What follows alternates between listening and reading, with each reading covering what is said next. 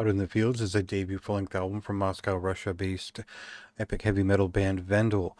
This band has just been around for just a few years, and they've been at work on several singles and EPs up to this point. I covered one of them just a few years ago and made it very clear that their sound is somewhere between epic heavy metal and maybe a little bit of a Viking metal meets doom sort of thing. I wouldn't say this album is heavy on doom in any particular way, but if you compared it to later Bathory or Scald, that would make a lot of sense. But I might point you towards Doomsword or Argus.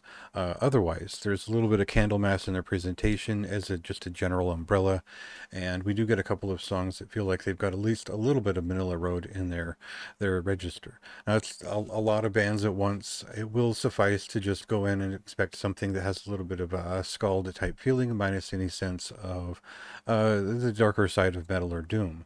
This is not necessarily a dark record. It's much more of a power metal infused kind of thing. And it is one that I guess we'll just cut to a song here and get a sense of the kind of the tonal register of the vocalist and their dramatic delivery of everything that they do.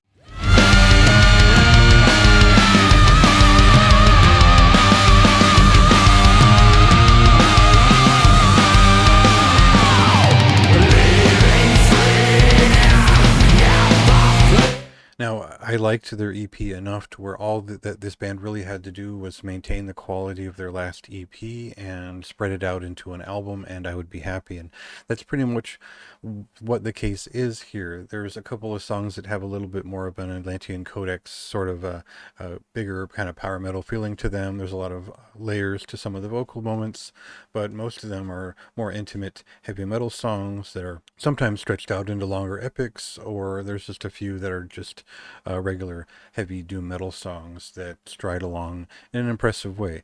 There's not a huge striking personality here. I don't think that it's so far out of the norm, but it does stand out as a great example of epic heavy slash doom metal, and I think in a very traditional way. If you're a fan of the Greek and Italian style of these forms that especially popped up in the early 2000s after a tribute to like Manila Road and that kind of thing, you'll recognize what this band is doing. It is very much in that vein.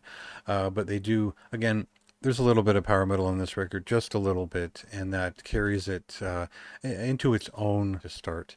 I liked it quite a bit. The highest score here is for the connection. I did enjoy this record. It is a kind of heavy metal record I like to sit with and just enjoy.